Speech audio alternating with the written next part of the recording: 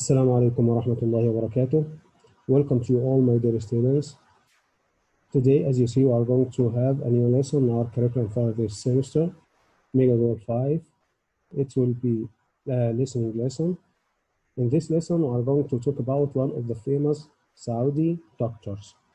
Look at this picture first. Do you know this person? Yes? Think of this picture and tell me, do you know this person? I think most of you will recognize him. Yes, very good.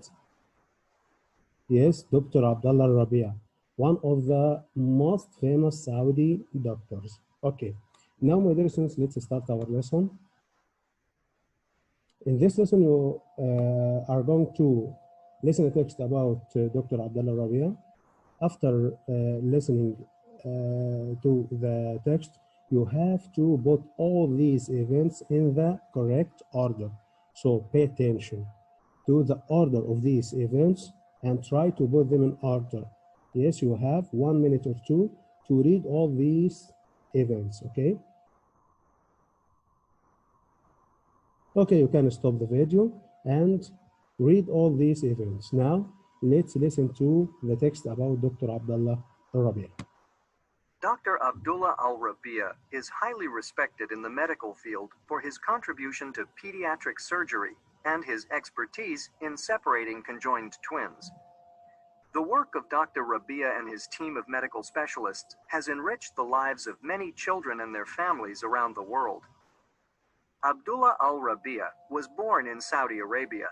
From a young age, he knew that he wanted to help others and choose medicine as his career.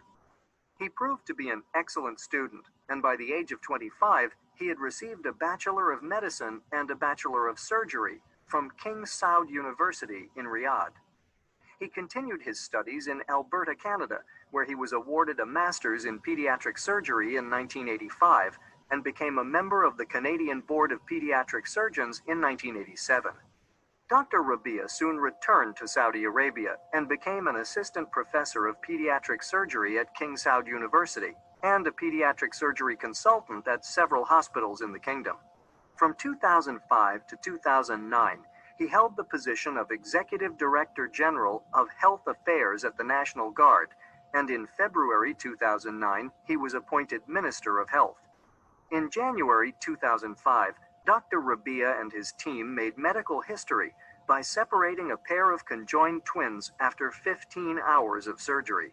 This was the 9th successful operation of its kind performed at the Health Affairs at the National Guard Medical City in Riyadh. The twins' mother, from Poland, had heard of the excellent facilities there and requested help for her daughters. The 14-month-old girls were brought to the kingdom after Crown Prince Abdullah generously agreed to the operation. When the two girls finally came out of the operation theater, the relieved mother told reporters, "The day of separation of the twins is the happiest event in my life." In February, the Polish ambassador held a special reception to honor Dr. Rabia and his team for their outstanding achievement. This operation and others since prove that humanitarian assistance and medical care have no geographical borders. Okay, now my dear students, I advise you to listen to this text again and again in order to understand it well. After that, you have to put these events in the correct order, okay? And check your answers. Now, let's put these events in the correct order, starting with number 1. Oh, yes, very good. The first event is that he realizes he wants to become a doctor. Then, number 2, he graduates from King Saud University. Very good. Number 3, he gets his master's in pediatric surgery. Number 4, he is a member of the Canadian Board of Pediatric Surgeons. Number 5, he is assistant professor at King Saud University. Very good. Number 6, he becomes executive director of health affairs at the National Guard. Number 7, he is appointed Minister of Health. Number 8, he and his team perform surgery on Polish twins.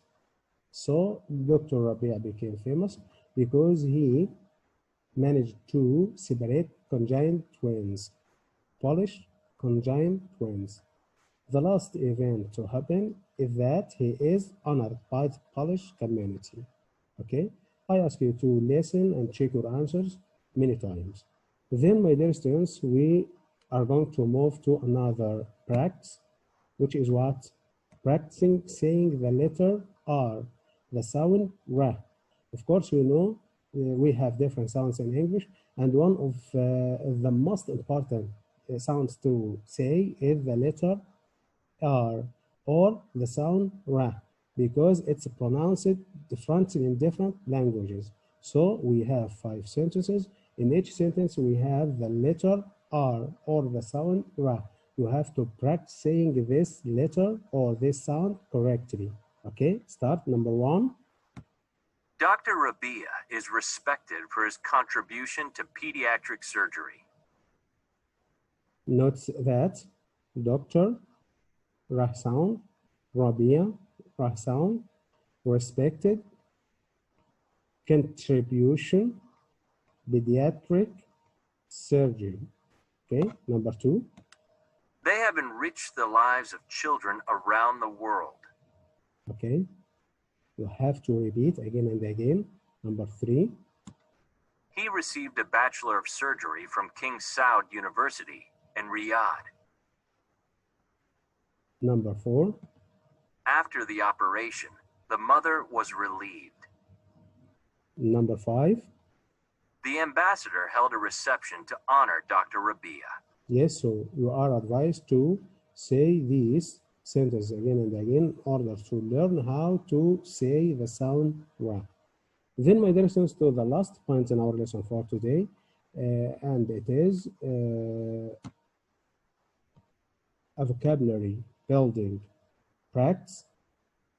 You will see these words in the reading. The reading that we are going to study the next lesson, inshallah, the next week. We are going to have a reading. Before having this reading, we have to recognize the meanings of some words. And you are going to meet all these words in the reading. Before practicing these words in the reading, you have to match these words to their meanings. Okay? These words are, number 1, compensate, deficiencies, fearsome, invaluable, predators. What do you think these words are? Of course, my dear students, there are different words to recognize the meanings of the new words. One of them is to check them up in your dictionary or look them up in your dictionary.